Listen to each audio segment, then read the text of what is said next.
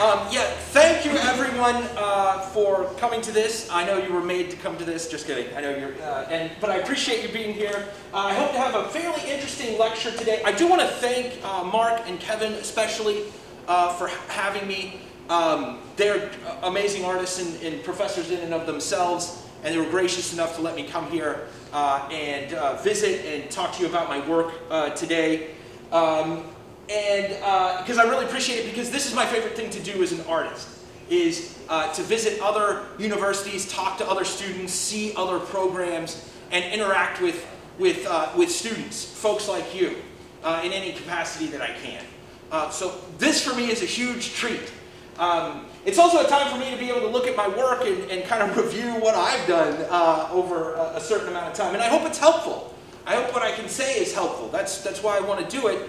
In part, is, this being 2/22/2022, you're always going to remember, hopefully, that me, because you'll always know I gave this lecture today. I was just thinking that on the drive over here. So I am an artist in residence at Manifest Creative Research Center and Drawing Center, Research Gallery and Drawing Center, which is just over the river there in Cincinnati. I've been there since July. And I'll be there until July. It's a year-long residency. I have a studio there at the gallery where I'm making work, and I'm making a lot of work. And anybody who wants to come and see it anytime, it's perfectly fine with me. You can drop by. I always have my studio open during exhibitions, openings that are there. But if you give me a heads up or an email, you can come visit my studio whenever. I'll know to be there and have it open, and you can check it out. So you can check out some of this work in person, which is a good thing to be able to see, work in person and work in progress. It's like things being made at the time. So I'm here until July. I'll have a solo show from around May 26th through June 24th. And then I'm getting out of here right after that solo show. So come to the solo show and see what I've been up to this year. I'll show you some of that stuff in this particular lecture. I like to start with a meme. I'm sure everybody's familiar with memes. They are ubiquitous on the internet to a great extent. I love them because they're kind of like the fast food of jokes of our time. And some of them are just hilarious. And they're really, for me, an interesting cultural artifact of our particular time and place in some ways. And there's a lot of complexity that goes into them, a lot of different things from here and there. And we make sense of them or we don't make sense of them. And it's just an interesting thing.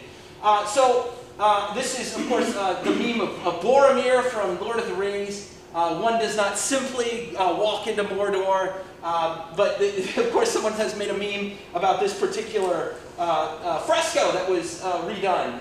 The Jesus fresco in Spain. A parishioner took it upon herself to restore the fresco of Jesus that was damaged. Many of you might be familiar with this. And this poor woman restored this fresco of Jesus, and it's what we call an epic fail. But it's hilarious, and it's one of the most hilarious things I had ever seen. And the reason I show it, in part, is to go to show that what we do as artists, what you're engaged in your education here, is not easy. What you do is not an easy thing. And it's never really easy. After, 22 decades here making art, it's still not easy. It's still really hard. And this just goes to show that. And it's, for a lot of folks who aren't artists and don't make things like representational art, it seems like magic to them. Either it works or it doesn't. There's just magic dust you sprinkle on a piece of paper to make it art. And that's not true. It's hard work. And it's hard work. And how hard it is. And there's a lot of failures involved.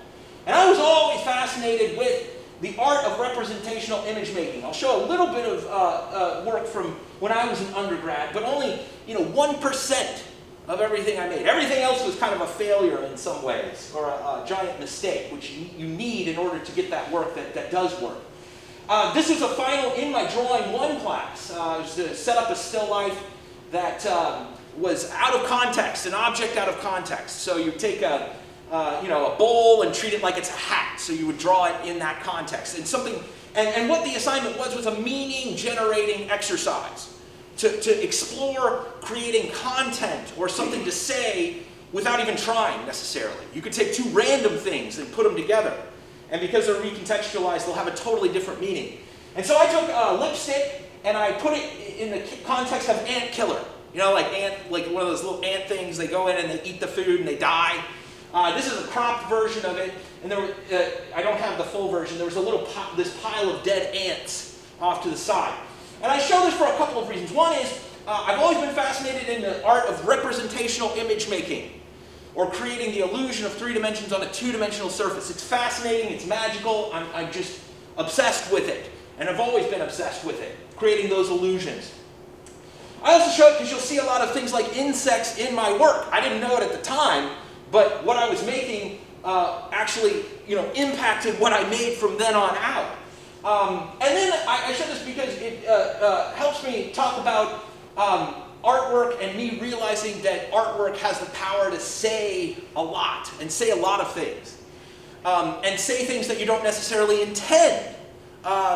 It has the power to communicate things that are out of your control to a great extent.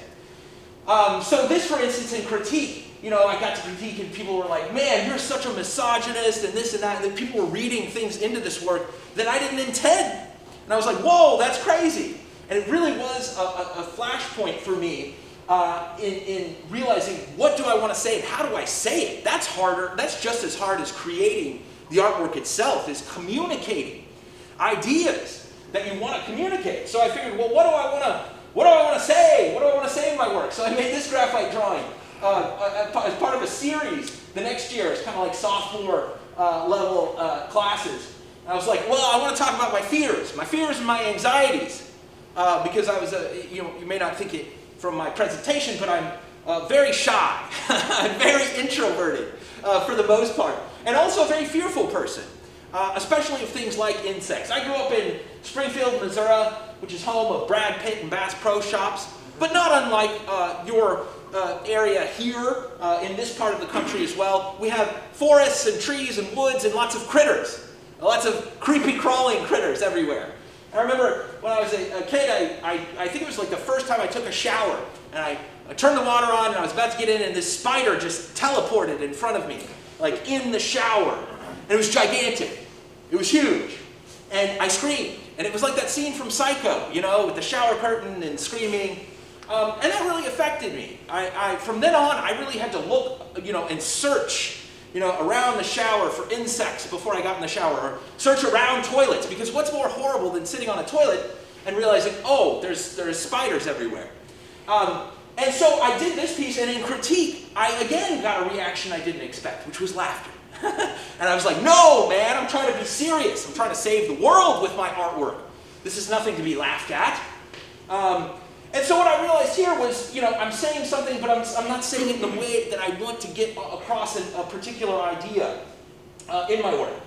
Mark Tanzi, if you're not familiar with him, check out Mark Tanzi. He's one of the artists that have really been formative for me. I saw Mark Tanzi, this particular painting, in my Drawing 1 class, and his work stayed with me for a long time.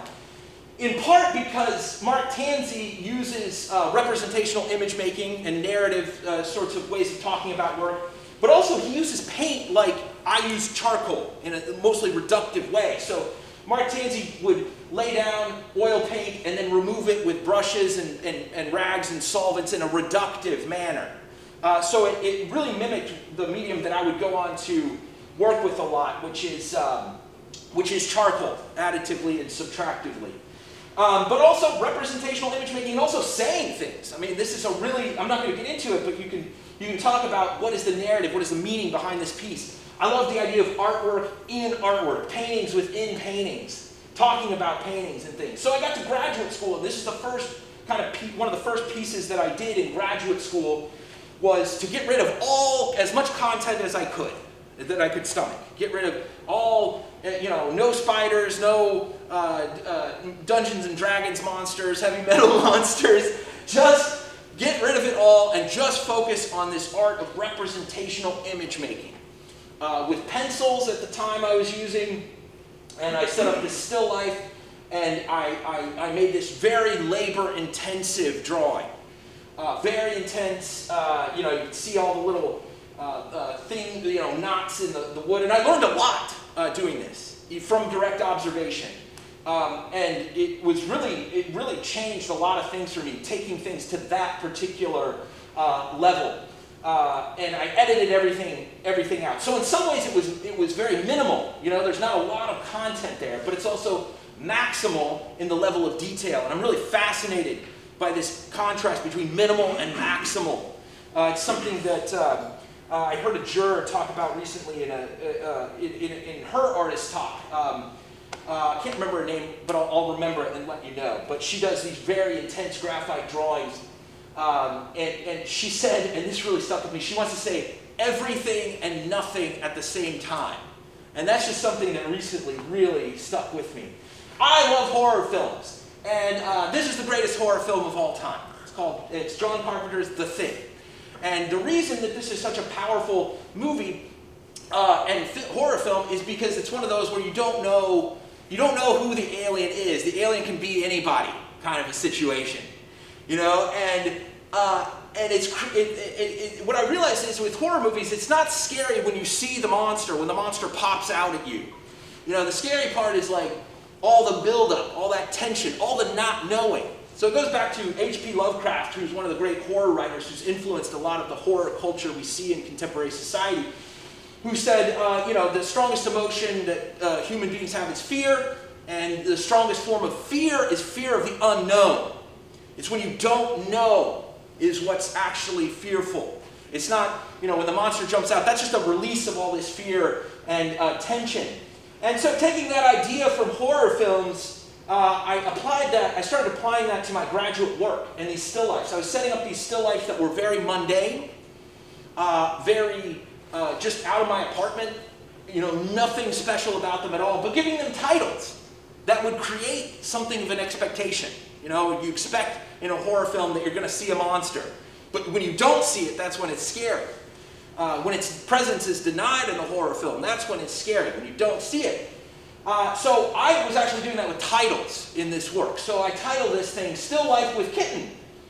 So I'm creating an expectation here that there is a kitten somewhere in this, the metaphysical space of the picture plane, right? Well, maybe it's outside the metaphysical space of the picture plane. It's running around on the ground or something. I don't see a kitten. Some terrible people, though, seem to think that the kitten is in the crock pot. And those are terrible, terrible people. And, now that I look at it, I'm like, whoa, wait, what's going on here? Just by that creation of expectation but denying presence, you can totally change the meaning or the content or what this work says. I'm also fascinated by science and quantum physics and the idea of Schrodinger's cat experiment. The cat in a box, is either it's dead and alive at the same time, and basically that's a metaphor to talk about locations of electrons. And so I was thinking about all that stuff too, and what exists? How do unicorns exist? What is the ontological status of a unicorn? Because they don't exist, they're not real, but they are real in ways. So I was thinking a lot about that kind of stuff, and I continued to make these very intense representational images with graphite and charcoal and pastel. This is a graphite drawing, a very large one, of my bathroom in Southern Illinois. Interior space with recluse spiders is the title. And I still have people to this day who come up and say, oh, I can see them. I see those spiders. And no, you can't actually see, there are no spiders drawn. But that's the scary thing, right? That's why I had to look behind the toilet and behind the shower curtain, because I didn't see them. Once you see the spider, it jumps out. It's like the monster jumping out in a horror film. You can deal with it emotionally. And you can deal with the spider by stepping on it or taking it outside. It's a problem that you can tangibly, there's things you can do. But when you don't know it's there's nothing you can do. That's where the fear and the anxiety reside.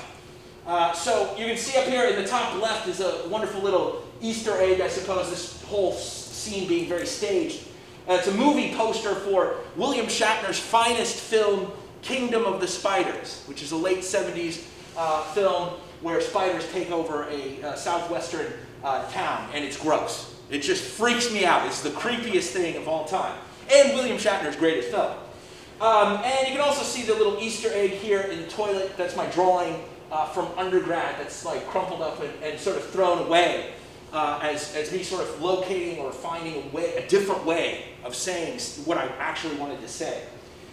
And then we have here this piece, which again, all of these things are very technical, really technically into the art of representational image making, crafting an image that is illusionary for the audience. And this, of course, is, train tracks, shows its classical kind of perspective. It's made with iron oxide or rust, as well as charcoal and pastel. It's a pretty mundane image, but it's called Landscape with Train. So creating the expectation that there is some kind of train, but denying its presence and that the train is not drawn. And people will say, oh, I see it. It's up there on the horizon. And I never drew a train. Maybe there's a train way back there. But if you think about this, as an image and the metaphysical space of the picture plane and where you are as a viewer in relationship to the subject and the idea of a train, if you walk around the gallery and you look at this, it's like, when you're having a nightmare and you're trying to go fast but you're going really slow, you can never get off the train tracks, because of these rules of perspective and the two-dimensionality of the picture plane. And so I say landscape with train, I don't see a train, but why does the train have to be, metaphysically stuck to, that particular space? You're standing on the train tracks, why is the train not behind you? And while you're standing on the train tracks and it's going 90 miles an hour and about to run you over with its horn blare. So, I'm playing with these kind of ideas of absence, maximal and minimal at the same time.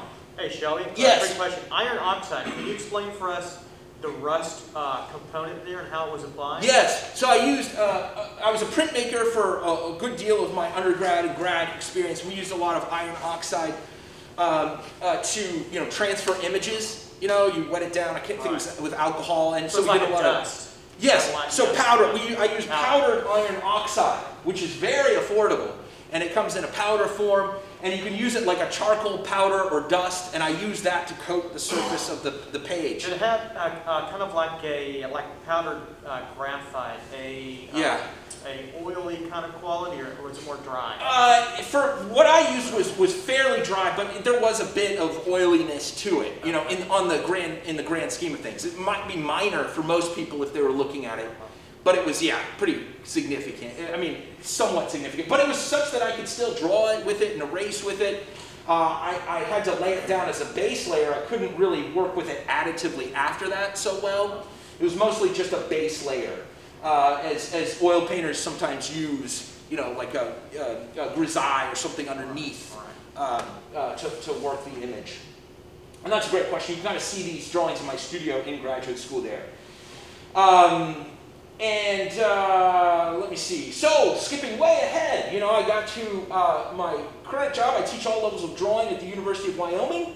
And I made another shift in my work back to, trying to edit out as much as I could out of the work.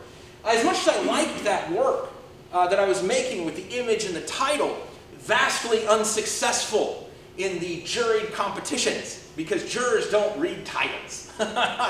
And so they would just look at these boring pictures and be like, So anyway, I went back and I edited out all this content. I just started drawing items. I was at a residency in Fort Collins, Colorado for 3 months, and I just started drawing things around me, so I started drawing trash bags. These trash bags, I had drawn cardboard and brown crumpled paper and things, and really just loving the idea of making these drawings of these very ephemeral plastic trash bags that are just fairly quickly put up on the wall and arranged in such a way, and then I draw them from direct observation.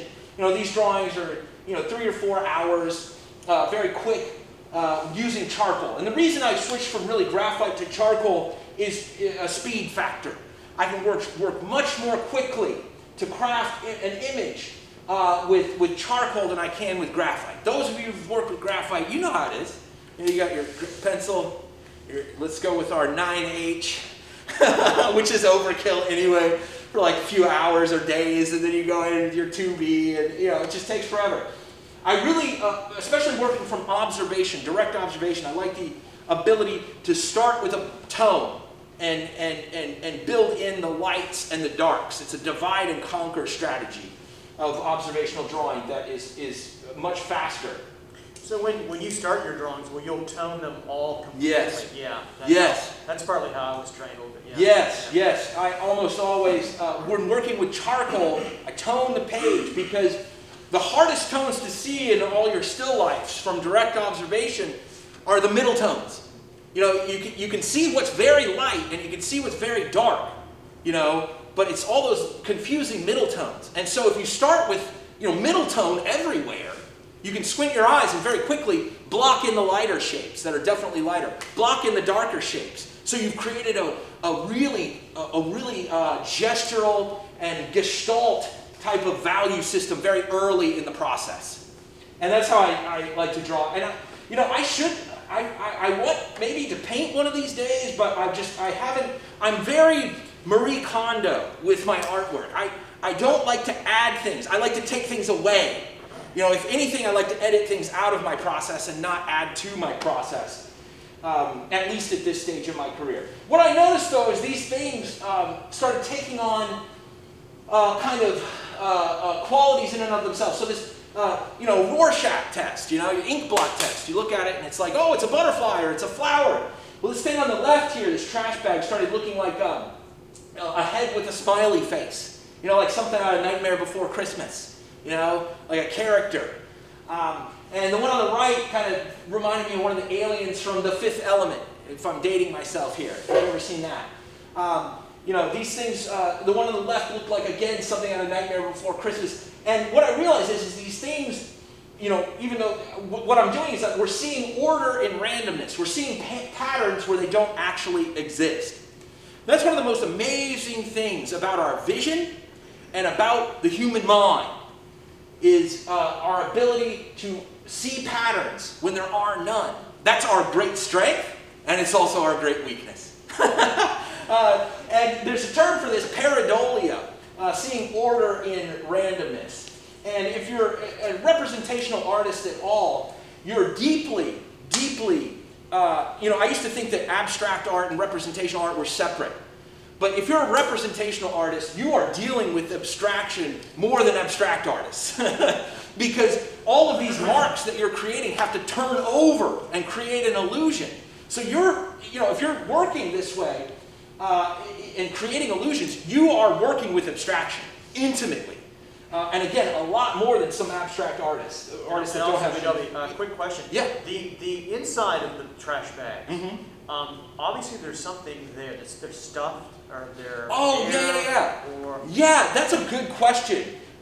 Yes. So I can't answer that because, there may be something there may not. It goes back to that the metaphysical space of the picture plane. I look at some of these old Dutch masters with their flayed fish and game, and I'm like, man, what did that smell like? I don't have access to that. And again, what I can imagine, imagining the kitten in the crock pot is worse than anything I could draw. So I try not to give too much away. But between you and me, it's mostly just air, and for the most part. But we can get to that. I don't want to give too many things away. So these things, I'm really looking at representation of abstraction, and then working large. Before I showed you I was working at a large scale. I've always really enjoyed working at a large scale and being able to draw with my entire body.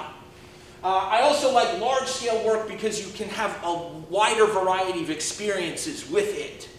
If you have small work, you can have an up-close relationship and then an even more up-close relationship. With something large, you can get back from it as far as a football field and have a different relationship with it.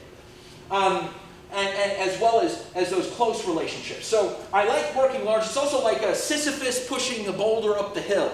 It rolls back down, and there's this absurd futility to some of these large scale pieces. So that's just a sculpture of trash bags that I drew. And at this point, I'm starting to also work from digital images as well as direct observation for some of these, as the larger ones. Because there is a whole process of drawing something that large, and making a direct correspondence to it, but it's not the problem that I'm interested in. So I use digital images for these larger ones to aid me in this process of drawing. These being smaller, though, these two pieces being smaller are also from just direct observation. Trash bags, I'm starting to think of, well, what do they mean? What is this? They're meaningless to me at this point. I started creating some of these voids or these holes in them. This is from a drawing show in Santa Fe with some artists that I know, or came to know. That's Wesley Berg there on the right. And then that's my work on the left, where you feel like you can reach through the drawing and touch the wall behind it. Again, these weird trompe-l'oeil kinds of spaces and things like that. Just really fascinating things. What do trash bags mean? I don't know. I don't know what these things are starting to mean, but and they're not supposed to mean anything. I'm trying to take away as much content as possible. Here's another shot from that drawing show. This is Larry Bob Phillips, an Albuquerque artist who actually now is the director of the Roswell Artist Residency in New Mexico. Does these ink drawings on a lot of times murals and three-dimensional objects, and you can see my work back there. I love having drawing shows and meeting folks that use drawing as their primary medium as well. So I'm starting to think a little bit about these trash bags and things as, well, if they're, I didn't realize this until after I continued this body of work, but they ultimately meant, they were talking about my fears and anxieties still. And in particular, my fears and anxieties of disorganization or trash or dirtiness. You know, who wants to reach their hand into a garbage bag that's, you know, full of trash? You know, it's just not appealing. There's an anxiety there. Even though all I do is play with dirt all day in terms of charcoal, I'm a very clean person, very into cleanliness and things like that. And I started thinking about back to my relationship with insects. I had a residency in Nevada, Wendover, Nevada, on the border between Nevada and Utah, right off the Salt Flats, and it was the Center for Land Use Interpretation, and some residencies are really nice and they'll serve you lunch, and some residencies are more like camping. And that one was more like camping. And I remember every night, you know, cockroaches would come out and eat from the, you know, whatever food had been dropped on the ground, thousands of them. And that really bothered me because I had my trailer like right there. And I was like, how many cockroaches are in my trailer at this point? And I never saw any inside the trailer, but man, they were out at night, hanging out and everything. And I remember one time I just freaked out and started crushing these poor cockroaches. And I realized something. I realized that these wonderful creatures that are so organized, they become abstract when you step on them. They become an abstraction. So again, being a representational artist and dealing with abstraction, that's something that was very fascinating to me. So I started doing these drawings of these cockroaches, and they had to be American cockroaches, crushed and smashed. And you can see here that they're very representational, but they're also very abstract at the same time. It's very interested in the work of V.H. Selmans. If you don't know V.H. Selmans, a printmaker and a drawer and a painter. Very meticulous drawings and paintings and things like that. These are very meticulous drawings of these crushed cockroaches. And then I started blowing these things up. So this is a very large drawing of a little pile of crushed up cockroaches. And you can see the scale of it there. And you'll see, I love how my camo hat starts to blend in with the cockroaches, which becomes important later on. So here I'm dealing with my fear and anxiety of insects again. You know, and I remember when I was like, yeah, question. I was gonna say, for like these cockroach pieces, do you like draw out of your mind for that, or do you use references? Yeah, great question. So this is, mostly these are from digital photos, reference photos. Again, I could draw that little pile, you know, at this scale. That's just a different thing than what I want to get across in the work. It's an interesting thing. It would be interesting. But what you'll see if you get up close to this, I think Mark might have seen this when I had it was in a show at Manifest, in a solo show. You get up there and you'll notice it's extremely abstract though. You know, yes, it has illusion and it turns over into illusion. But you get up close, and it's just like, you know, there's a lot of liberties taken to create those. They get to be dots and dashes. Yes. Little, you know, Chuck Close, you know, things Yes. going on. But I would say, you know, to her question too, is the scale of the cockroaches increase as the size of the drawing increases. So Yes. I mean, those cockroaches now are they're you know 12 inches long and 100%. 4 or 5. So that Imagine a right. cockroach that big, Yeah. you know, and that's come to I really have taken note of that, especially in these guts drawings that I'll show you, where I think, you know, I do these drawings of guts and they're much bigger, and I think, oh, these must be the size of dinosaur guts, you know, and it's a weird thing that happens in your mind. Just like when you look at this, you're like, oh man, that's like, you don't want to encounter these cockroaches in real life. And same with the spiders and things that you'll see. So again, going back to John Carpenter, The Thing, you know, I'm thinking about horror films. I titled this body of work, A Universal Picture, with the A and the U stuck together as one word, because this is the first thing you see when you watch that film, A Universal Picture. But I always thought the A and the U were too close together. So that's the name of this body of work. And I would have it on, you know, repeat in my studio very often and things like that. And thinking about monsters and monster movies and what do they do? You know, very often in a monster movie like The Thing, the alien or whatever it is, the monster will imitate something else or blend in with something else in order to get close to its victims. You know, I think of, you can go to anything. You can go like The Terminator, looks like a human. You know, Predator, like has camouflage and looks invisible. You know, Alien, in the movie Aliens, like it blends in with all that stuff that it puts on the wall, you know? There's a lot of camouflage involved. A lot of imitation, you know, and I think about, well, what I'm doing, you know, as an artist is sort of imitating what I'm looking at in the best way that I can, you know, and I realize that, you know, you can have these such as in The Thing, the alien will look exactly like, you know, a dog or something. And then the monster will pop out and it will become abstract. You know, just like stepping on a cockroach abstracts it.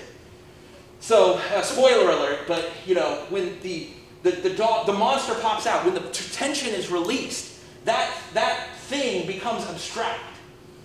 So this idea of representation and abstraction and camouflage and, you know, in some senses violence really get into that. So I do have 2 kids. Which is, if you thought that insects were terrifying to me, kids take that up to an 11 on the Spinal Tap scale. Terrifying, the idea of having kids. And I remember that I lost a lot of weight in that 9 months before having my first kid, you know, imagining how it's going to destroy my art career and this and that and everything's got to change and sulking and being terrified of it. Because what I imagined really was this. This is what I imagined was going to happen. And if you haven't seen Alien, please do. This is a perfect metaphor for parenthood. And the fears that go along with being a parent. So at this time I started doing these drawings of diapers when I had kids. Diapers tacked to the wall just like the trash bags were tacked to the wall. Looking abstract, but also representational, having, you know, this illusion of form, but also being, you know, somewhat abstract. What is that thing? What's going on there?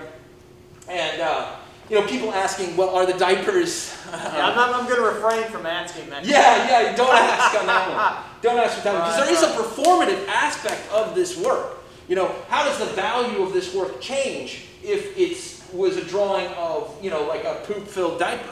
You know, you know, you see an American flag and it's just an American flag. But what if somebody told you that American flag was on the moon and came back? You know, all of a sudden it has this power that it didn't have before. So I did these drawings of diapers. Of all the drawings, these are the most challenging drawings I ever made, technically. Because I had just switched over from working on paper to a different substrate, a prepared linen or polyester, gessoed polyester, and I could get technical with all this. I'm going to skip a lot of the technical talk of drawing until you have questions at the end. But this was really challenging because I had to add white material, like white pastel or Conte, to my process to get, you know, the value scale that I really wanted. But you can see here that, you know, the still life and the drawing next to it there. So setting these things up, drawing them from observation. And also working with technical things like how to frame these things, how to get these things from point A to point B. You know, I just want to make work. You all just want to make work. But no, you can't. As an artist, you have to figure out, how am I going to get this thing safely from here to here? And thank goodness, you know, I have so much admiration for ceramicists, you know, who have to deal with that. And I have to figure out how to ship a show, and I can't stand traditional framing on these works because it just, you don't have access to that surface. It's like, it's just not a good thing. So I came up with this idea of shipping frame bars that screw into the wall, so these drawings have no glazing, no glass or plexi, which works great. And I'm happy to talk about that. But technically, these were very difficult drawings to do. They kind of look like worms or maggots, the diaper still lifes. And I did some more of these. This is sort of a heart shape, like one of those trash bags. Looked like it was kind of a heart shape. And this was actually juried into a show. The juror was Jerome Witkin, who's Joel Peter Witkin's brother. If you don't know them, the Witkin brothers, they're really an interesting artist. Twins. They're twins, and they do similar and very different art. But Jerome Witkin, during the show, he bought the piece. And it was awesome. That was one of my great successes as an artist, I believe, was that honor. So I did more of these trash bag drawings. Again, this is on a different surface, this polyester or linen surface, dealing with these little piles of things and blowing them up. Dealing with representation abstraction. Yes? That start to feel like painting to you a little bit, monochromatic painting, when you started to move to linen?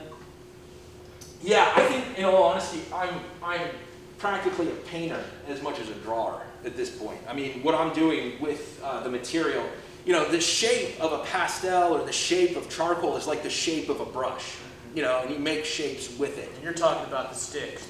Sticks. Right. Charcoal pencils, anything. There's a range of mark making that you can create that within a certain range, just like you're within a certain range when you have brushes.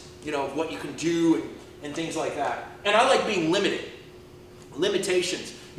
One of the things that terrifies me about painting is having all the brushes in the world. How do I limit that down? And with drawing, I really have constrained myself in these very narrow pathways. And I like that. I find that to be very comforting. You find it to be kind of liberating? Like liberating! Freedom in the restraint that 100%. 100%. Why is that? Because there's certain things I just don't have to worry about. I don't have to worry about color. I don't have to worry about, mediums. I don't have to worry about so many things. And it frees me up to think about the work. It frees me up to get better at what I do. And it really is true. The more you limit yourself, the more freedom you have a lot of times. Don't feel bad about limiting yourself. It oftentimes leads to a lot of great things. Now, if I had a studio of artists and studio people working for me, like a Jeff Koons or Damien Hirst situation, I'd go crazy, and I would have no problems doing that, but I don't. It's just me. It's me and me alone making this work. So yes, I think that's something to keep in mind. So again, this looks like something out of a character, like a monster character. I grew up drawing monsters, like I mentioned, heavy metal monsters and Dungeons and Dragons and stuff. And this is a more genuine monster to me than any of those. A real unique monster to me. Speaking of Damien Hirst, I did this pile of cockroaches sort of divided, like the sheep or the cows divided in tanks of formaldehyde. You can kind of see the scale here of those drawings, and you can see the frame bars, wooden frame bars that ship along with the work rolled in concrete casting tubes. And then a couple of, about this time, 2016 or so, I needed a change. I was ready for some kind of a change. I started drawing these cockroaches and diapers and trash bags together, and all I had was the name of the work, and the name was Comedy, C-O-M-E-D-I-E, and just with the wordplay with that was interesting to me, and I'm really interested in wordplay and things like that, that's all I had because I thought, my work was so serious. There was a seriousness to it that needed to to get out, I needed to confront in some way. So I wanted to do something different. And I didn't know what it was. I had no idea at the time. You can see here, this is one of the few detail shots that I'll give you. So you can see that one cockroach is the bottommost roach here. If we zoom in on that, you can really see what I'm talking about with this abstraction. So you can see the marks. You can see the abstract marks and how those things fit together like puzzle pieces, and eventually create that illusion. Which is another question I have. I'm hogging here. Yeah, no, that's please. what I do. So, erasers, types of erasers. I'm assuming Japanese mono erasers are part of your repertoire, or? Yes, great question. So, yes, I use, of course, a wide variety of erasers, but there's still only a limited number. I use, my favorite drawing tool in the world is the retractable, refillable pencil style eraser, which went off the market for a couple of years and terrified me. It was switching from Papermate to Generals, basically. They had acquired it from Papermate. So there was this, and I thought they were going away, so I started buying, and the prices started soaring. I use a lot of plastic erasers, shaped plastic erasers, and then I do use, I did this with a grant that I got recently. I bought up as many, I used the electric erasing machines for draftsmen. Right. I don't use the battery ones. Oh, you don't like the big ones with the head with the plug-in ones? Yes, Yeah, and I bought 20 of them recently because they've stopped making them. Yeah. They do not make them, so I bought 20 old, like vintage ones. Newer ones, like the Stadler Mars electric erasing machines, I've got a few of those, but then I also have some very old school architectural drafting machines, and they're all plug-in. Right. And serious. And that's something that really takes your charcoal subtractive game to a new level. They've got that great torque on them. Oh, really unbelievable. They really do. You can see the little pops and snaps in there, from hitting it with those erasing machines. Yep. And you can see, how those marks work and turn over to create those illusions. Acquiring different types of critters like tarantulas. So this became a performative thing. Setting this up in my studio, working with live tarantulas and a studio assistant to create these still lifes that I did get digital images of for the drawings was intense and gives kind of new meaning to this work. Again, titled comedy, I don't know what it means yet. This is some of that work at the Portland Art Museum, their Apex space installed there. That was a pretty awesome show.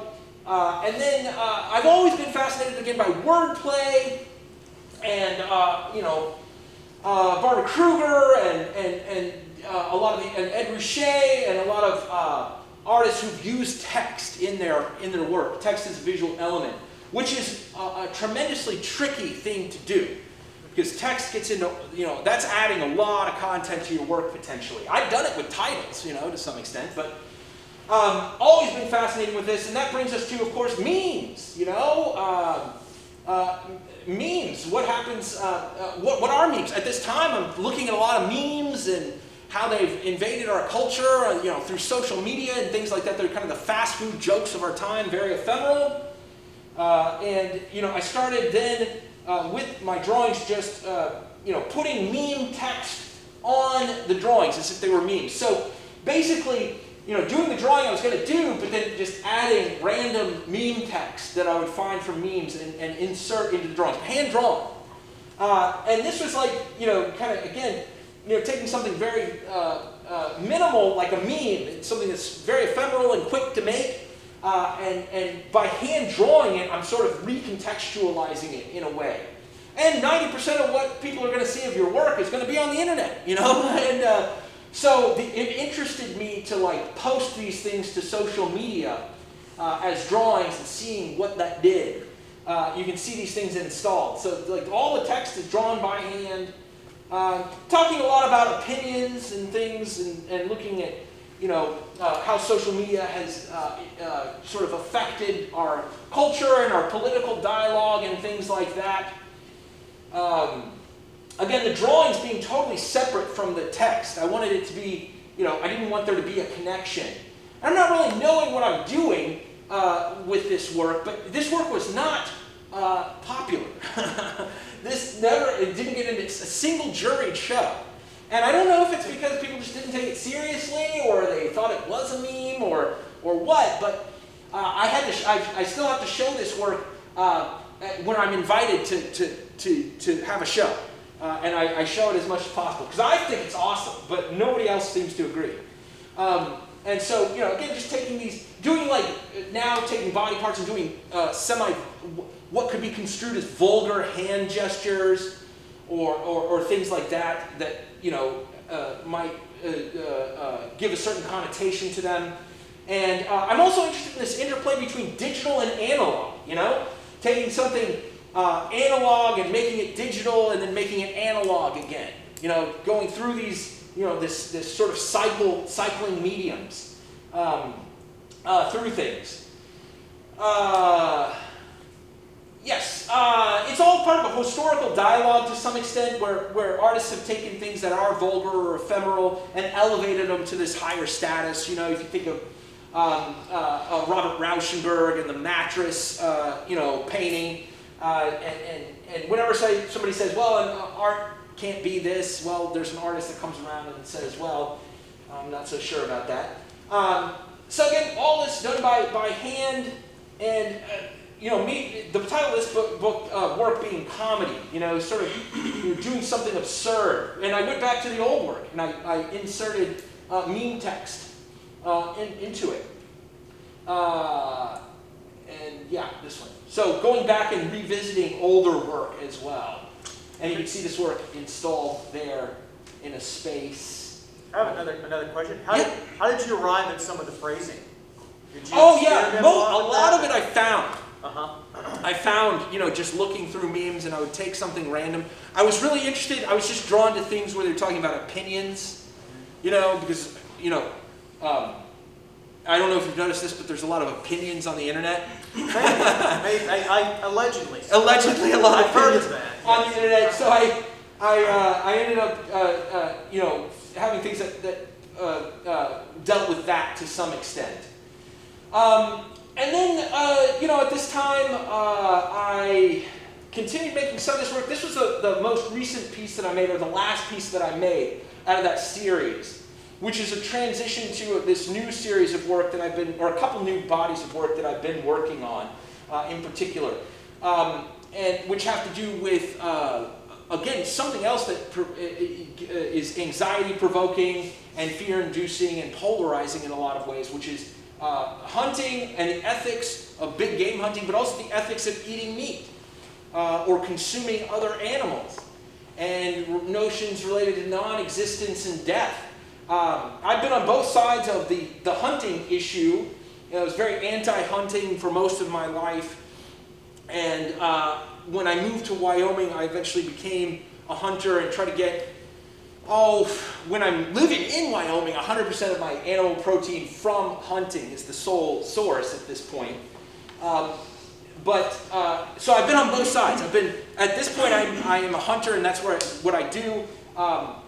In order to, I feel like for me, it's the most ethical way for me to consume meat, and it's the most ethical situation for other animals. Now, I've been on the other side of that. I've been completely anti-hunting for an even longer portion of my life. And I know that there's people on both sides. And it becomes kind of this it's one issue that has become kind of a wider lens on the deeper polarizations that we have in society and culture. There's people on both sides that are very adamant, and can common ground be found? I don't know. It's something that we argue over. But what I noticed is I was ignorant of a lot of things when I was very anti-hunting, and I know a lot of hunters that are very pro-hunting that are ignorant of people who are anti-hunting.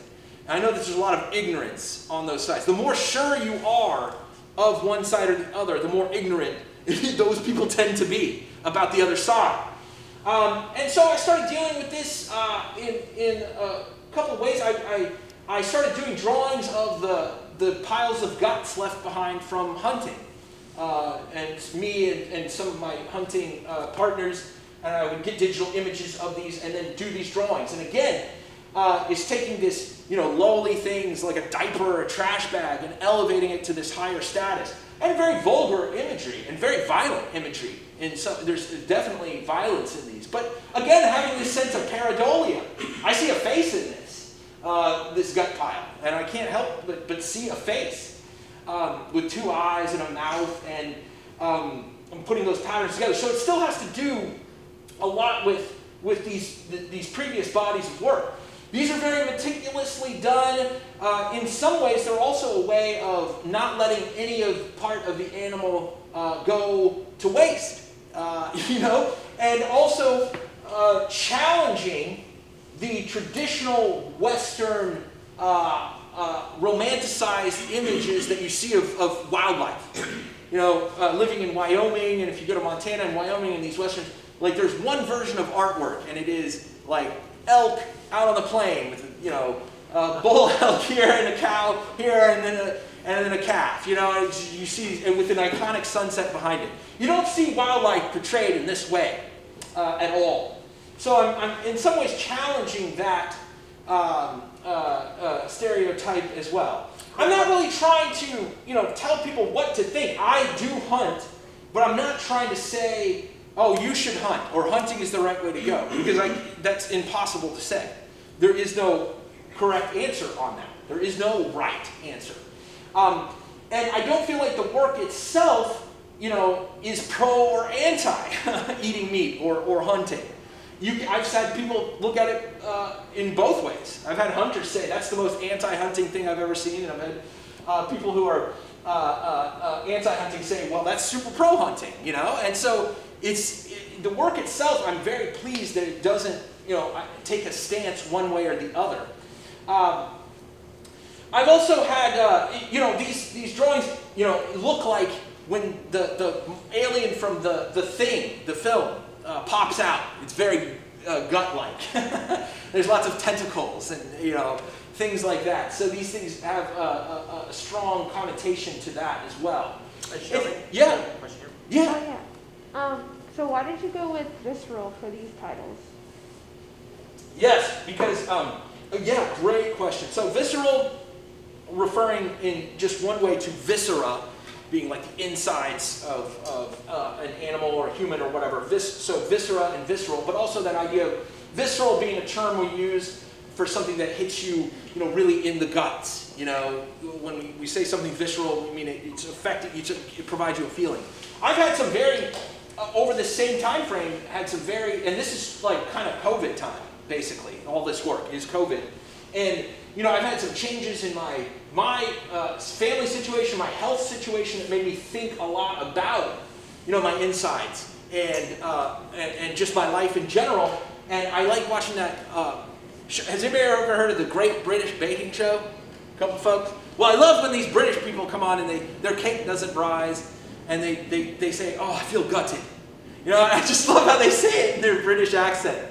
And that's how they feel. They feel gutted when something doesn't work out for them. So I hope that kind of answers that question to some extent. Going back to what Mark was saying earlier, I imagine these things as being, the size of dinosaur viscera. When you actually are, this is my studio at Manifest, when you get up and you like, that's the size of like a mammoth insides. Even though that's not it, that's a deer. But you can kind of get a sense of that.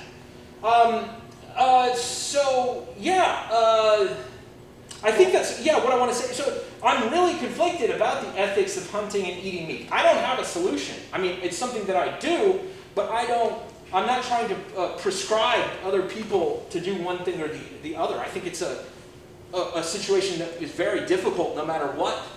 If I kill an animal for food, I cry. I'm not happy. It's not something that I get joy out of. And so it's just that's the other reason. The other thing is I don't have any color in this. There's no red, for blood or things like that. I've thought of it, but I'm very reluctant because I don't know if that's the way I want to go. For sure. And I like the fact that if you go with black and white, if you take a picture of food in black and white, it does not look appetizing, like at all.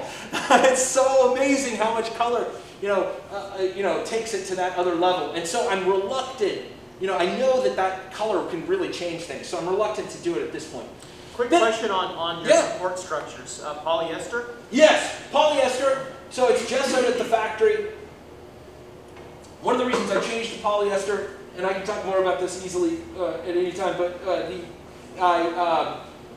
it's the size I want. I can't find paper in the size. This comes in an 85-inch roll of material by like 5 or 10 yards.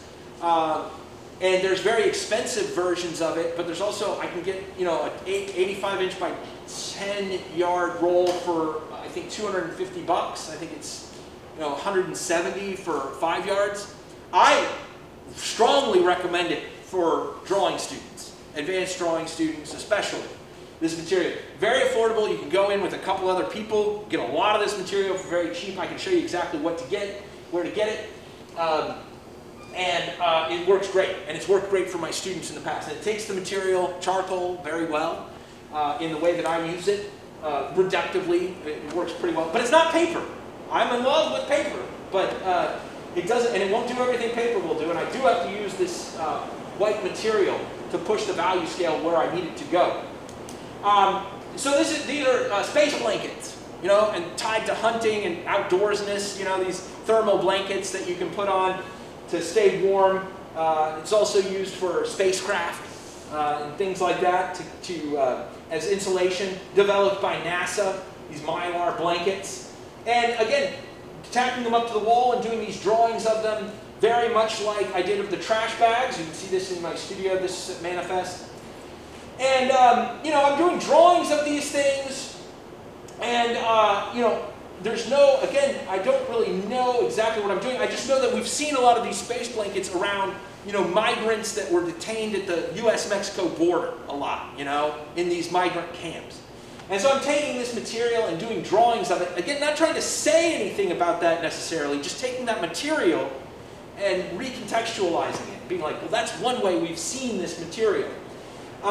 It's very cheap and flimsy, but it's also very brilliant and sparkling. Like fool's gold, I feel like it's kind of like drawing fool's gold. It looks like drawing something very valuable when it's actually very cheap. It reminds me also of, and it is practically the material they found at the crash site in Roswell, New Mexico, where apparently a spacecraft crash landed and the government's covering it up and all that. The material they found was very much this, and they said, oh, it's alien material, but it's, just this recently invented stuff by NASA. Doing these drawings of them, I feel like they're almost like spacecraft or comets or asteroids.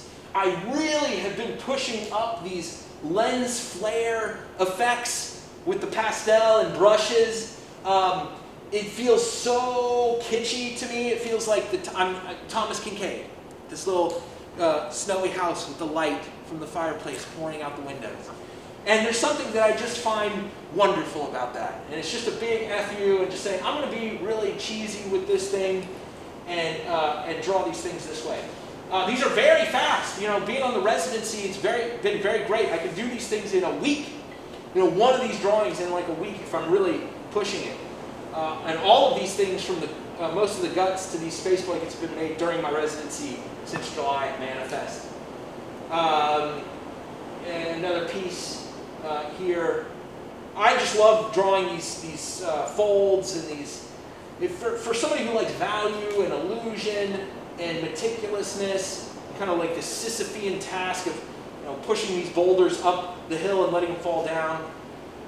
It goes back to pareidolia too, thinking of the Roswell, conspiracy theories and things like that. Again, our minds, whenever we look at things, we see, Abraham Lincoln in a potato chip, or we see Jesus burned in a toast. Again, that's that pareidolia, seeing order in randomness. And we do that also with things like conspiracy theories. Conspiracy theories are so effective because we see patterns when they don't necessarily exist, but they could exist, and so there's a lot of that in society right now with information and finding patterns, and maybe they exist, maybe they don't exist, and not knowing. Again, going back to the fear, not knowing. We don't know what the facts are necessarily sometimes, or what the truth is. And it's a very scary time to be living. So it's very large version of that. You can see that there in the studio. Again, this is at Manifest, so I encourage you to come visit my studio at Manifest and definitely come check out my show there, which is coming up in May. I'm going to do some more of these space blankety things, and I'm really looking forward to that. So at this point, I'm basically done. But I take any questions. Something I didn't cover a lot were more of those technical things. Yeah. With the technical process. I'm happy to talk about those now, but I just wanted to get through all that first in case time is a factor. So, is there a question? Yeah, thank you so much. I think it's a good opportunity now to open it up to questions from our student gallery. So feel free to fire away, and if not, I'll fire away. Yeah, Go please. for it. I mean, because there's a lot, and there's a lot I didn't touch on, so I'm happy to do that. Actually, I have a question. Yes. There's a lot of those that you had a lot of really bright whites in, and that's something that I do struggle with, even if I use like a white pastel or something like that. How Yes. did you get that bright? Yes. So this brings up something, and I'll expand upon that too. So I am using white pastel on there, and of course, you know, charcoal and pastel are very fragile mediums. They're fragile, and I have come, as we all do as artists, you have to think of your materials. You have to compromise with your materials. This is very important. Something you have to think about. What do your materials do well? What do they do not so well? And think of it as a compromise, as a negotiation. Think of your materials as another person, another human being. You know, your partner. You don't go to your partner and just impose your will on your partner. No, there's negotiation, there's compromise. Otherwise, it's a very unhealthy relationship. You know? And so if you try to impose your will on your materials, it's an unhealthy relationship, and it's never going to work out. Your materials are going to do some things really great, and they're going to do other things not so great. Charcoal, what it does great is it looks awesome, and it's fast, and I can really work it a lot in pastel and all that stuff, but it's fragile. That's a downfall. Paper, it's got the most wonderful surface for drawing and using drawing materials, but it's fragile. You know, it doesn't come in the size I want. So I had to break up with paper, and I had to start going out with polyester and some of these other gessoed surfaces. But, you know, I had to start using white material. So with that, I really cake it in there. And it's a fragile thing, and if you spray it, which I do spray my drawings with fixatives, it will dull bright colors, it'll dull whites and white material. And you know, if you spray too much, it'll disappear. You know, it's just, that's part of those materials. So you have to be careful with it, and you know, charcoal and pastel too is like, you know, charcoal is carbon that's been released by burning living things. So charcoal was once alive, and it dies, and you burn it to release that carbon, and you give it new life in a drawing. So cheesy. And then you have to take care of it like a human being. You can't just, you know, run your fingers over it. You can't just, you know, be willy-nilly with it, because it's fragile, you know, and it will degrade over time. You know, you see these Degas drawings, and they're behind like feet of glass. These pastel drawings to try to protect them. You can't restore them like you can in oil painting, you know. And so I have come to love that about charcoal. The fact that it is fragile, it is ephemeral, just as ephemeral as some of the subject matter that I'm making. I think it is a futile task to hold on to these images and these objects. You know, the sun's going to expand and the earth is going to be consumed by it in so many years. And you only have so many years to be alive. And you know, I take care of these things, these drawings. You have to take care of them. And it speaks to the human condition, I feel like, dealing with charcoal and fragility in these works. So I hope that answers the question. You just really have to get in there with it. Get in there with that white pastel and go crazy. Sometimes I use Conte for if I want just a little white. Right. I think too, as you begin to add more layers of fixative, you know, you feel like you have to go back to those most intense, lightest value areas and continue to add on top. Will you fix more, or is there a point where you'll say, okay, it's too much enough? There's probably a time, I would assume, that you explored fixatives and it didn't work out. You're like, how am I going to negotiate Yes. how yes. this is going to work out and get it to the right kind of Goldilocks, status of where you get what you want from it. Yeah. Basically, my solution for that was just, I don't really care about fixatives. I don't use them that much. Yeah. I use it at the end, but I stopped being, because it was pissing me off and it was just taking too much of my time and mental energy thinking about it. And honestly, a lot of these drawings that have charcoal and pastel have been across the country and back multiple times, and multiple shows. And sometimes they are, there's a streak across them or something that I can repair, or something like that, and I do that, and it's not a problem. It's just a quick, because so much of what I have to do is packing the work up anyway, and checking the work, and making sure this work is in this tube, and this work is in this tube. I just recently, before my residency, got serious about that, and it was the best thing I ever did, because now I know where my work is. It's not just in random tube A and random tube B. No, I have a spreadsheet, with like where the work is. And that has actually become more important than the physical, spraying of the work. I've just not seen enough degradation. I think a little bit of, fading and blending of, moving things around over time is charming. Charm makes the work, it makes the work better. It look better. It's like aging almost, like a fine wine ages. As this charcoal loses a little bit of dust here and there and kind of blends together, it looks more real. It's like, so just embrace it. Don't freak out about it.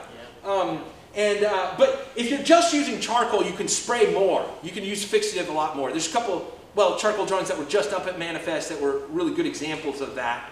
But with the white material, you got to be careful. You can't do it as much. The way I transport them is in concrete casting tubes, sono tubes. I have one concrete casting tube that's like a 12-inch diameter, and then an 8-inch diameter that goes inside.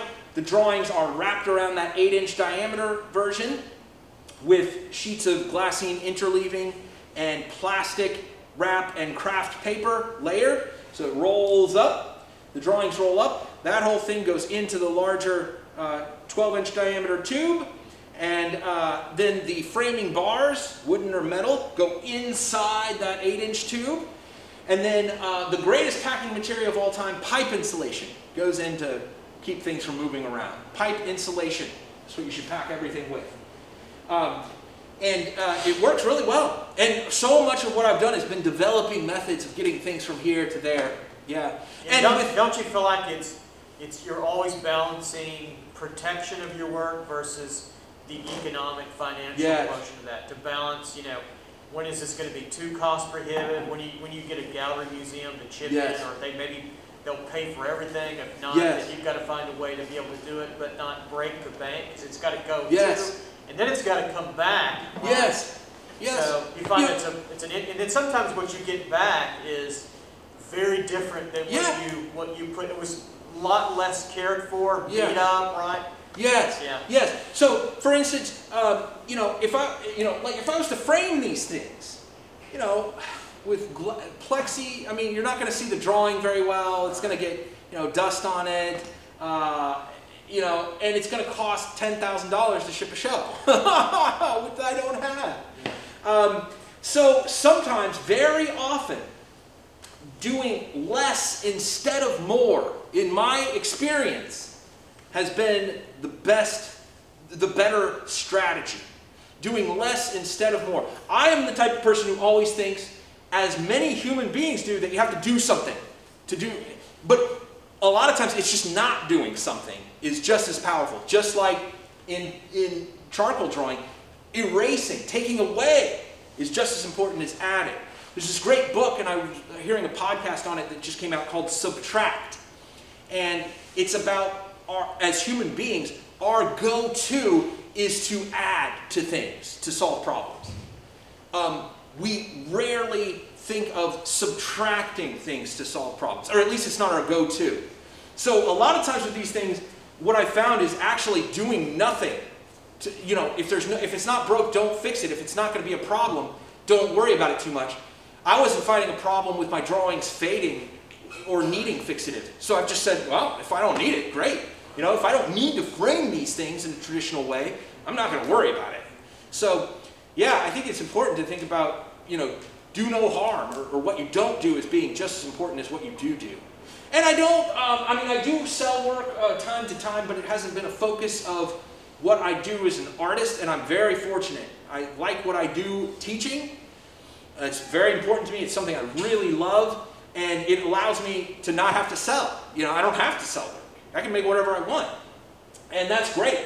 And I do sell some work here and there, but I've not been successful as like a commercial artist.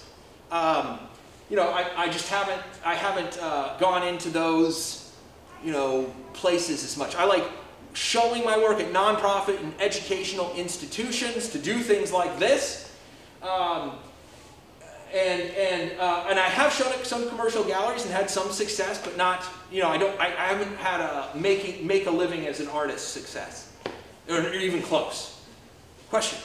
So we've drawn together a couple times at Manifest, and it's awesome. a pleasure to watch you draw, not only because of the results, but also seeing the dance that you do when you're making the art. And I know that both teaching drawing and painting, a lot of times I see how timid the students are to like put paint to canvas or just to make a mark.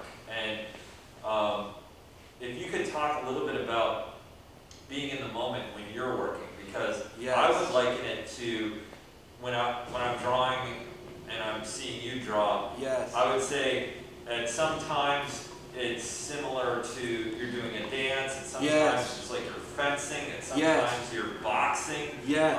Yes. And students are so anxious. Yes. And I don't think that that's necessarily a problem with you, because I think you're in the moment. And Yes. if you could talk about that, Yes. maybe to alleviate some of that student stress that they have when they're just making a work of art. Yes. And I work two different ways. So I work somewhat differently in the studio with some of these drawings that are more from digital images than the large scale ones, which are more kind of part to part and measured and a little more careful, at least at certain stages. They're always brought together as a whole somehow. Work the whole thing at once. Because it's not, I'm not I mean, you could call me a photorealist in some ways, but in other ways I'm not. There's no, I'm not forcing fidelity to the photo on the micro scale, on those kinds of, like, it's very drawerly or painterly if you get really up close. But when I'm drawing from direct observation, if I'm drawing from the figure or the still life, I am working very much in a very gestural process, and it is a dance. It is a jazz composition. It is an improvisational dance. It is like fencing. Very much. I love those analogies because it's very much like it's an active process.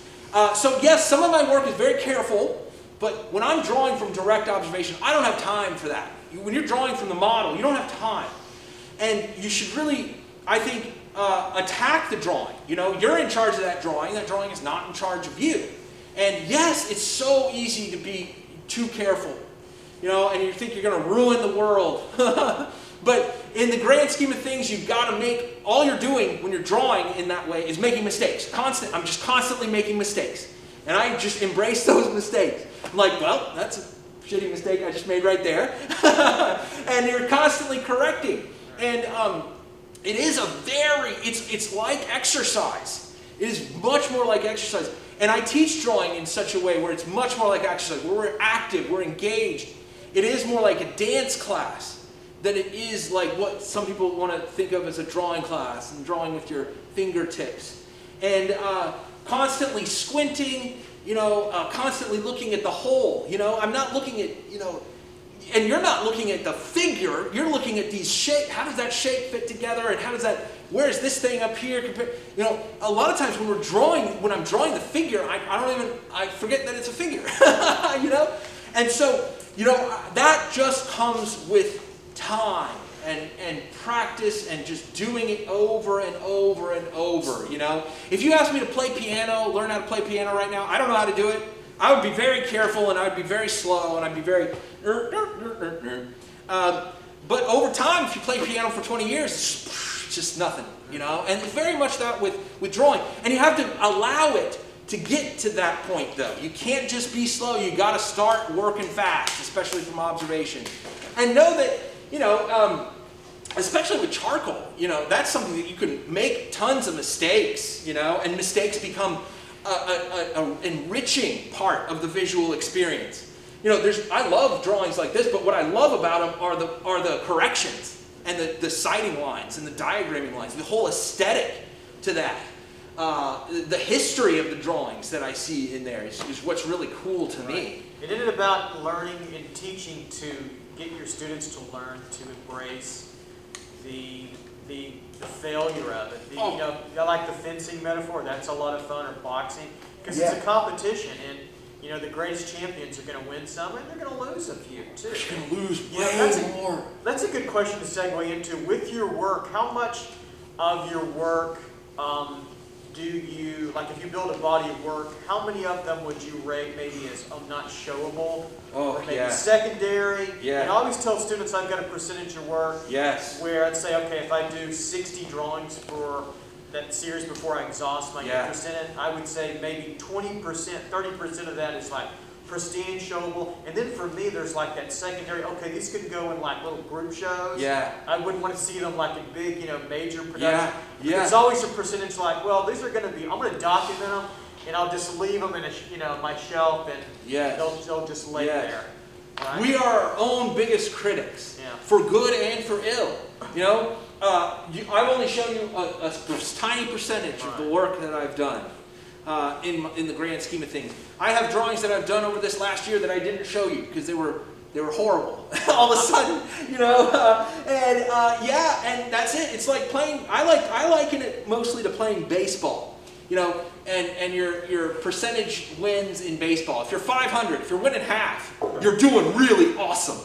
And it's the same with applying for shows. I get into I try to keep track now of my percentages. A good year is like 30%. Is like a stellar year of getting into things. I used to do that. I was at 60% one time, then it kept falling. Oh, yeah. I had a buddy who's a clay artist back in Texas, and he was about 75%. He may still be. And that's just like, wow. Oh, it's unbelievable. That's huge.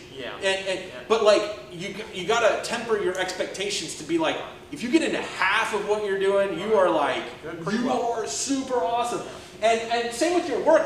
The more, the first 100 pieces of artwork you make that are genuine, your artwork, maybe 3 of those are going to be, things that you carry on. 2, in my case, from undergrad, are things that I show, and that's just for context purposes. I wouldn't show anything otherwise.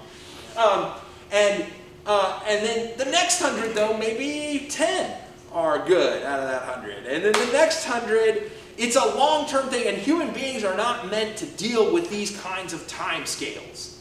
And baseball players, musicians, other activities other than visual art, people get it. People know you have to practice, and practice becomes part of the work. And really, there's no means to an end in that thinking. If you're a good a good musician or a good baseball player, the means, the practice is an end in of itself. The activity is an end in of itself. And, if you have a good outcome, that's great, but you have to learn to love the process and love the activity. And I think the same, though, is true for visual art, although it's less intuitive for people to understand that until after a while. Because we can be very careful, and that's one way of making work. And people make great work that way. But in the end, you have to get over that and be like, well, for drawing especially, and figure drawing from the still life, it's the activity is the end in and of itself. Getting pleasure from that activity, from doing the dance, and not, whether you win or you lose a competition kind of a thing. It's hard. It's hard to get into that mindset sometimes. But it's very, small percentages of things and large time scales of things.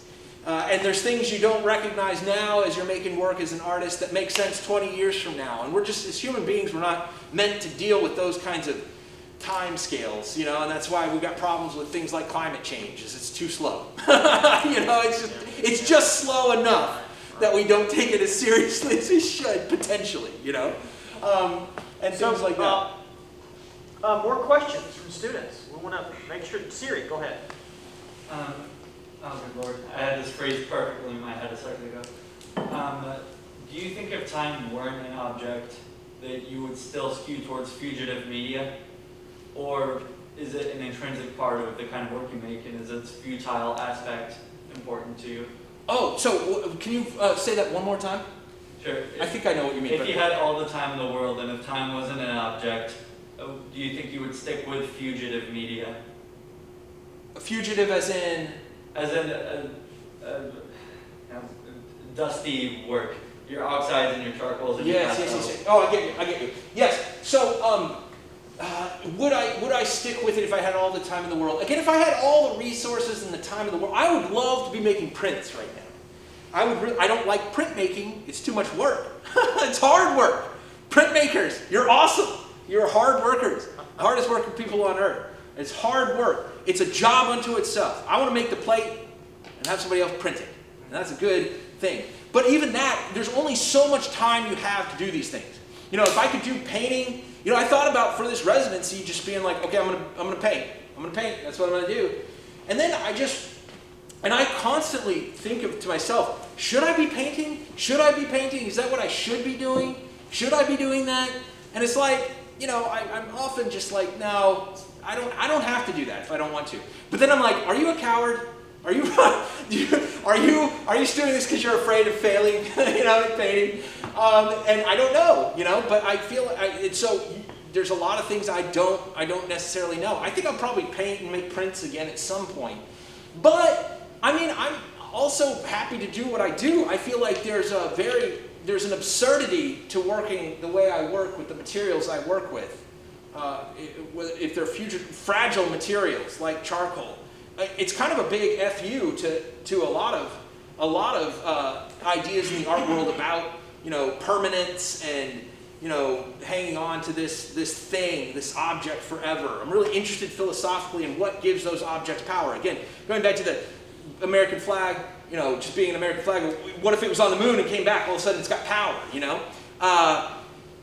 You know, if I draw a diaper that actually has poop in it, you know, is that different from one that doesn't? You know, so and working with charcoal, the fact that the ship of Theseus aspect of it, you know, it loses, you know, some of its fidelity as an image. You know, is it still the same image? You know, if I replace it, you know, is it still the same image? You know, I like those philosophical questions more than I do the answers, because I don't think there's necessarily answers. I hope that sort of approaches, but I am thinking about what you're asking. That's something I'm thinking about, and I don't think I often know the answers. There's a lot of questions where there's just no answers, unfortunately. We want answers to everything, and there's just not answers to everything, unfortunately. Great question. More questions? Yes. Go for it. Yeah. So your works have a lot of detail in them, and I just wanted to ask, how can you put all that detail together, like highlight the shadows, without it feeling overwhelming? So when I draw, when I do stuff like that, and I'm looking at like a still life, like everything put together gets kind of overwhelming after a while, when I can't fully perceive everything at once. Totally. And that's the thing is, you know, I've always been fascinated by people like Chuck Close and like Vihas Salmons, these people that get super, I'm really fascinated by photorealists and that level of fidelity and detail in things and the overwhelmingness of it. It's maximal. You know, that's what I mean when I say maximal. It's so much, you know, and that's why I like some of these things like Vihas Salmon's work that are maximal, super detailed, but about nothing. You know, it's just like a spider web. You know, who cares? And that's part of what I do. So yes, it can be totally overwhelming, and it really is. And so what I would encourage you to do is kind of do what I did. You know, I showed that piece, the first piece I did in grad school, just that graphite drawing from observation, where I was just like, okay, I'm just going to mark off months in my calendar, and I'm just going to make this thing work. I'm just going to take this thing to completion. And you just have to commit to sticking with something longer than you would ever expect and facing those anxieties and those fears and dealing with them, because most people don't. Most people just give up way before you get to that point, and you defeat yourself. People defeat themselves. So you just got to embrace it, and you got to say, okay, I'm just going to say, for the next couple of weeks or months, I'm just going to look at this one thing, and I'm going to face some of those things. And then once you do that, everything else seems easier. Everything else in life seems easier. That's why, for students, advanced drawing students, I give them assignments like, okay, you have to do a drawing that is 60 square feet. A composition that's 60 square feet. Something that's so large that it's like impossible, or seemingly impossible. And, once, whether that piece succeeds or not, everything else after that student does that giant drawing is easy. Super easy. I mean, and I learned that in my printmaking class at WashU. We were making, 5 foot by 5 foot prints, really big stuff. So it can be with detail and it can be with scale.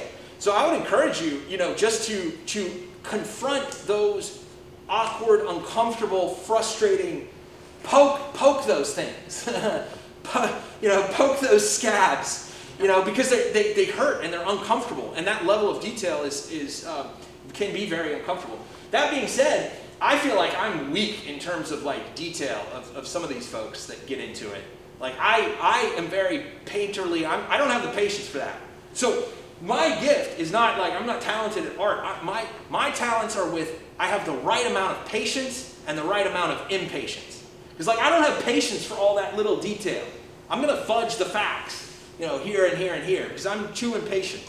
Right. But I'm patient enough to do it. There's another local artist, you might know Armin Meerman. Have you met Armin? Yeah, he was an artist in residence. He does some pretty large yes. graphite drawings on the tip of a technical, one of those push pencils that come out. They're very tiny little, and it doesn't even pierce the indention, if you will, of the paper. And he came and gave a lecture 4 or 5 years ago, and I said I would absolutely drive myself into insanity if I had to work in that methodology. I think you bring up a good point especially about your words about abstraction. Is when you get back from your images, they really resolve into well documented.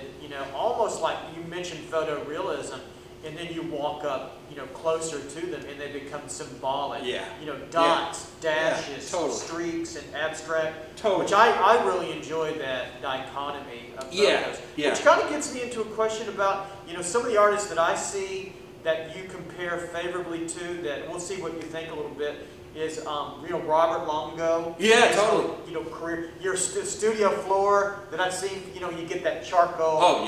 And you just manage it. Maybe with powdered graphite, especially when I was in grad school. I would leave trails all over the building. And they would say, when it's time for Marky to mop and clean up, I'd get out the Lysol and spend 2 hours. And then maybe a little bit of William Kentridge because of the lack of color. He talked about color slowing him down. But I've seen you use color in your student demos. Yes! You use it really nicely. I love using color pastels when I'm drawing with my students from still life or from figure. Is there kind of well, this is not really that serious, so I'm just going to, I can do whatever the heck I want, right?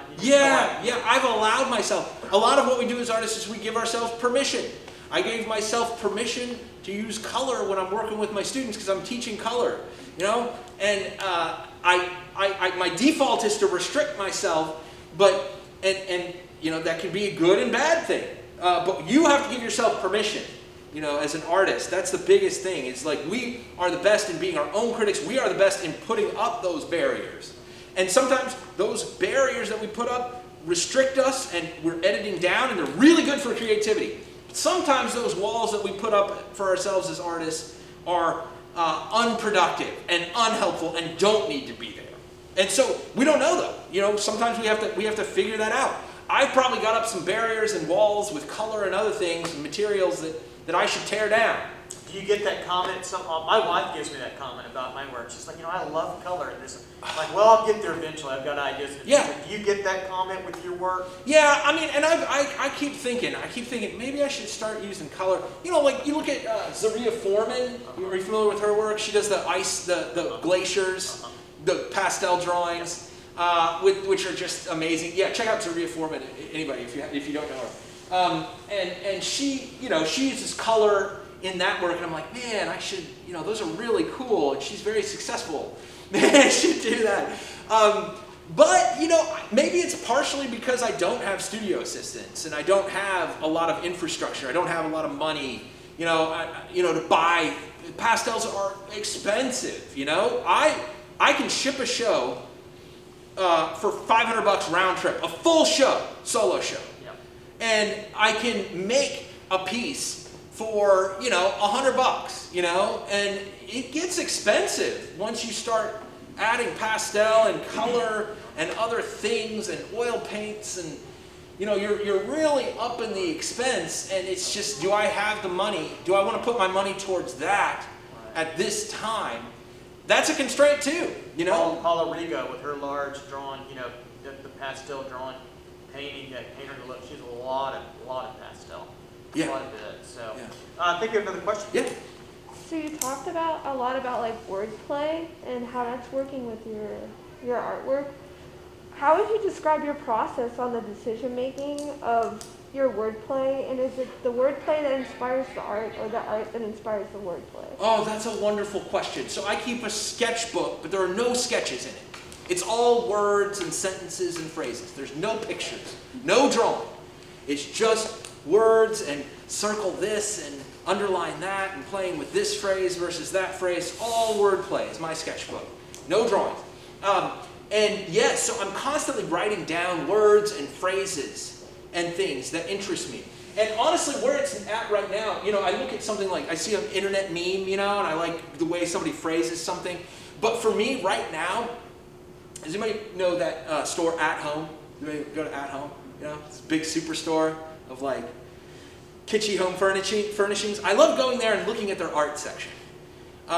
With like their live, laugh, love, and their like family, or and I love looking at those phrases and how those phrases are used, and how I could take something that's phrased for a certain audience or context that they intend it for, and totally flip it on its head, in some way.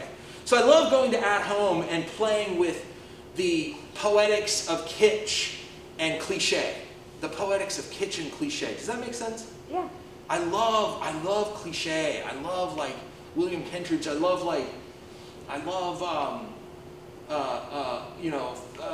drawings and artwork with skulls and like Dungeons and Dragons and like tulips and muscle cars and all that stuff. And I tell students, because with students we deal with cliche a lot, and it's hard to deal with that subject matter.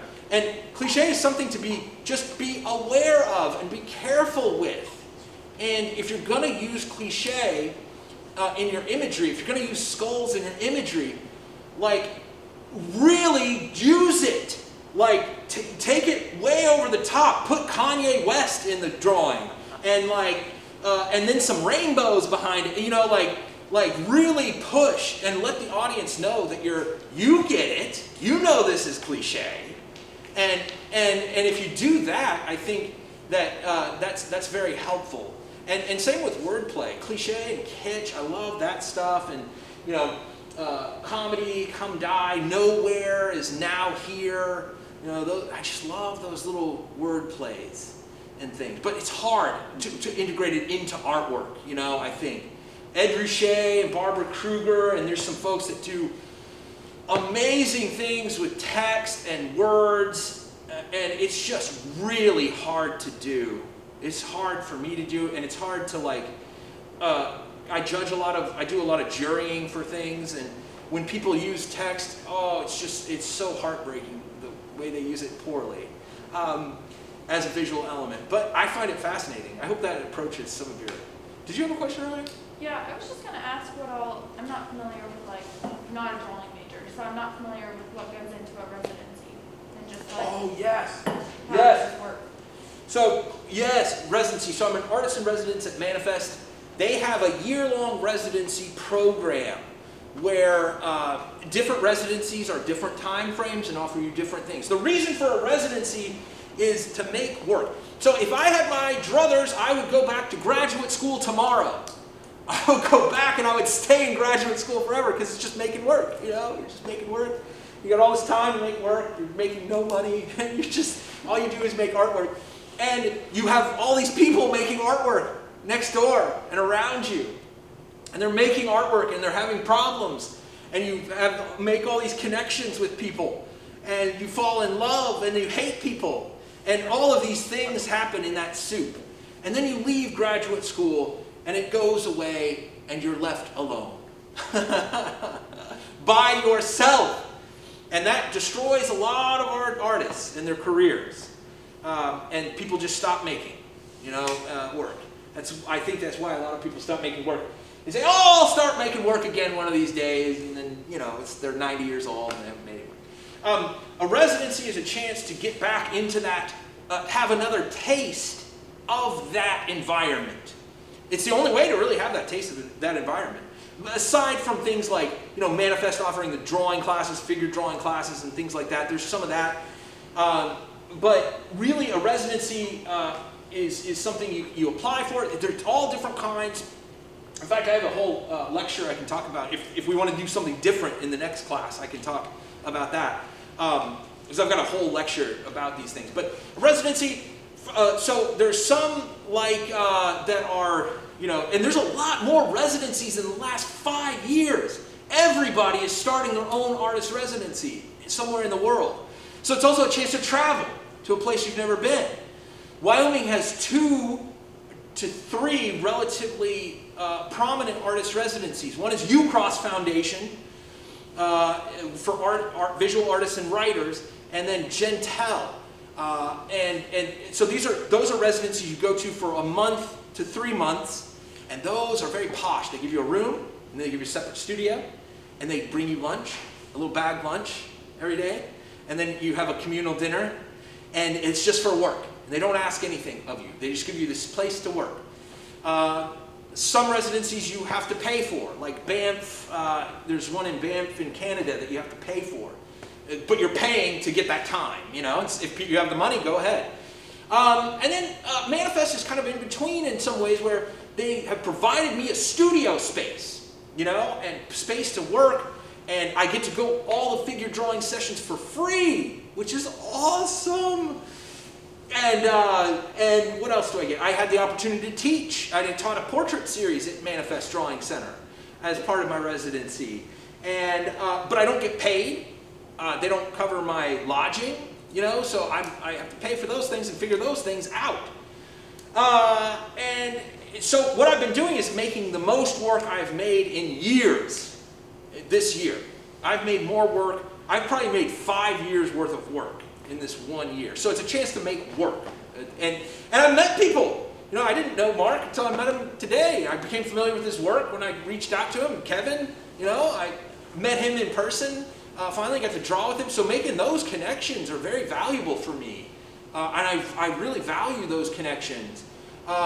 Making connections with the other residents to some extent, and with Katie Baker, Samantha Herring, who was a previous resident who now teaches here in Cincinnati and for the Drawing Center. She's somebody to talk about. Sam Herring is somebody to talk about pastel fixatives. She's using casein, some kind of casein pastel fixative with her work, and I've heard that's the way to go if you really want to get technical with it. So Samantha Herring, she'd be a good person to talk to about that.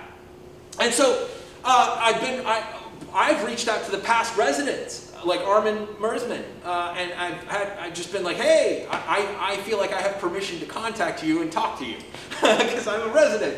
So yeah, and I've done other artist residencies. One was at that Center for Land Use Interpretation in Wendover, Utah, which was a good one, but more like camping. And that was 3 months, and then one summer, and then 3 months and another summer. And I was at Art 342 in Fort Collins, Colorado. There were a couple of residencies I had lined up for Finland, but I ended up doing Manifest instead. Yeah? Where was the one in Fort Collins, specifically placed to live there? Yes, in Fort Collins, it was Art 342. It's no longer an artist residency. I went and was part of their residency in 2009, right around the economic downturn from the real estate market. And then the person who owned and facilitated the residency lost a significant amount of money in that and had to shut the residency down a few years later, like in 2012 or so. It was north of Fort Collins. It was on the north side outside of town, in kind of the subdivisions there. Probably about 5-10 minutes outside of the city limits, north of the city limits. And it was in a residential kind of suburban area. It wasn't in an urban area. Very cool. Yeah, it was awesome. It was good. Yeah. How do you find the residencies? Oh, that's a great question. So, man, I've got this whole lecture about this too. I can do a whole another lecture for the next time. And you can record that too if you want. But yeah, so finding opportunities, very important.